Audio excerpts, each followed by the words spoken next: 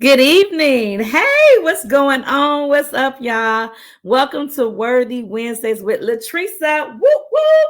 I am your mindset coach, Latresa Rice. I help bereaved Christians regain hope by rediscovering their identity and healing through writing.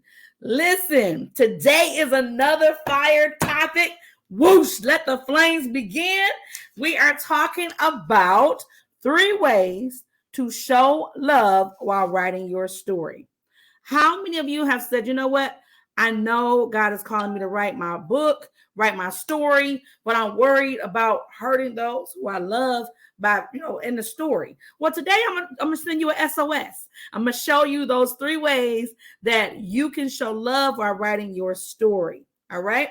So if you are just joining, I want you to put a comment in the comment box. Just let me know you're here. Say hello. You can say, hey, sis. That's fine.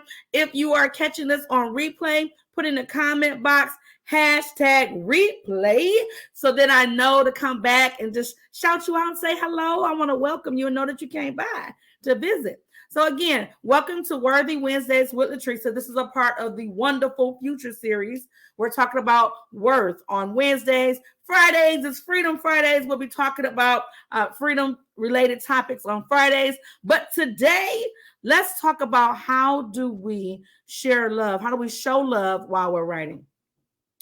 Some of you have gone through some immense hardships.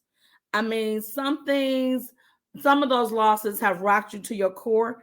I've been there. I've been there. That thing hurts, and it's hard sometimes to get up from that defeated position. It's hard sometimes to even see that there's a possibility of greater. And it's hard when you hear the assignment or you receive the assignment to write.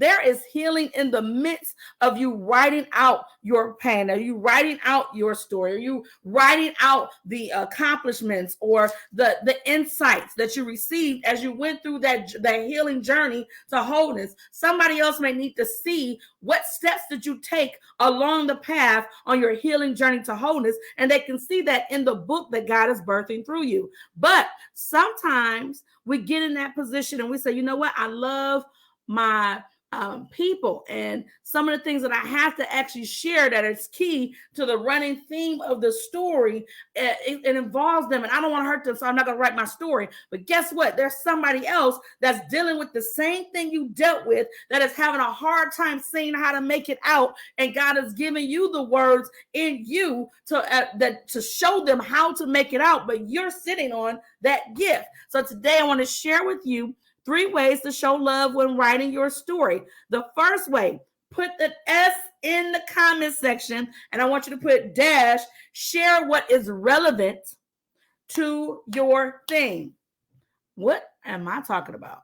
Well, what is the purpose for writing your story, right? When I was writing my first book, Gate to Life, You Choose the Life You Shall Experience, my purpose was to help youth who are dealing with anger issues, or youth who are considered AIDS orphans who lost one or both parents due to AIDS before they were 18 years old. Help them to make the right decisions in their life by sharing some aspects of things that I've dealt with and how God blessed me to overcome those things.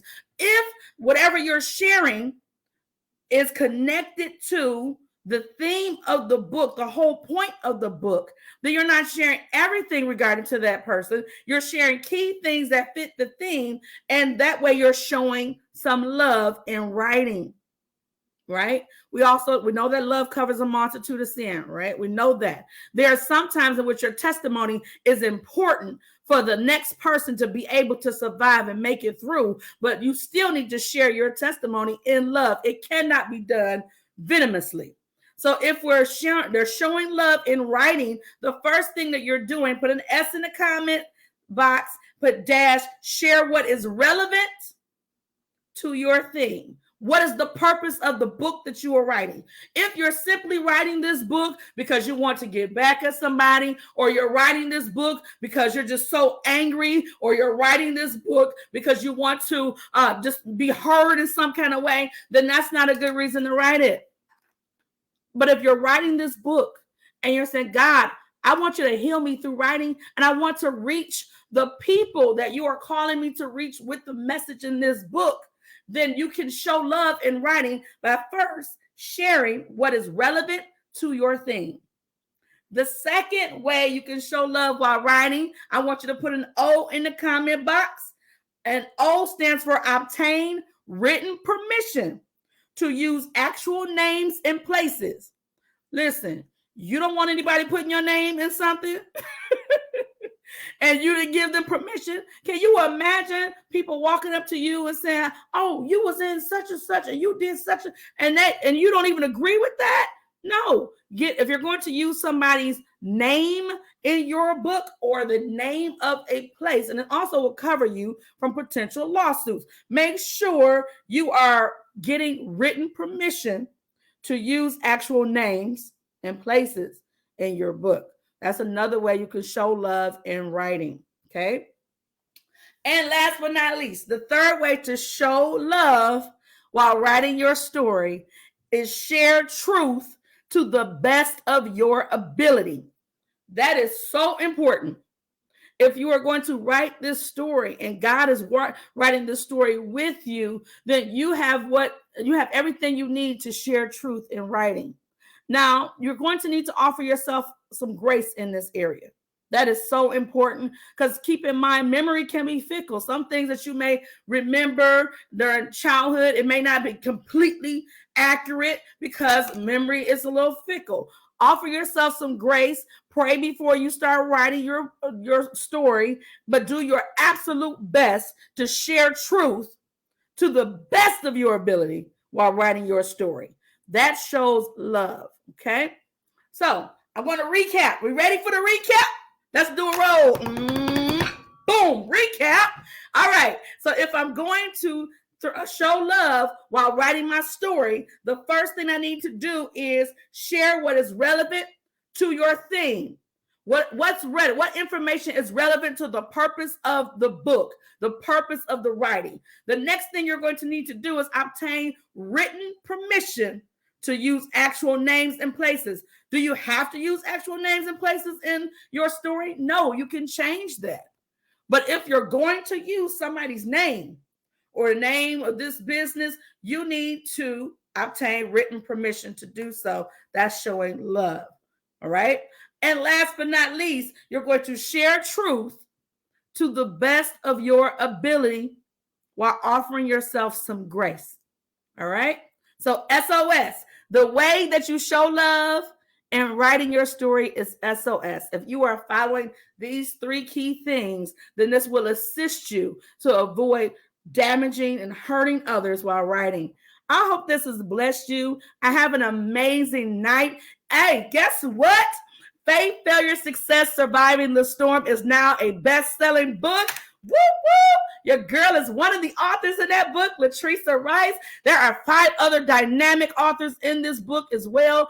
If you haven't obtained your copy, go to Amazon today and get your copy of the book, Faith, Failure, Success, Surviving the Storms. We are already getting testimonials in about the book and how it impacted some lives, and we're grateful. Shout out to those who actually already purchased the book. Please write a review on Amazon after you finish the book. Let us know what you felt, how you thought about it. We would love to receive your feedback. For those who purchased it during that time frame on Monday that I mentioned, and your name was entered into the drawing, my winner from that is Cynthia Reynolds. Woo, I love it. Cynthia Reynolds. So I need to get your information so I can make sure I send you the gift. Thank you so much for participating. Have an amazing night, y'all. And again, this is your girl, your mindset coach, Latresa Rice. I'm coming to you all just saying thank you. And I hope this message is received. Have an amazing night. Bye-bye.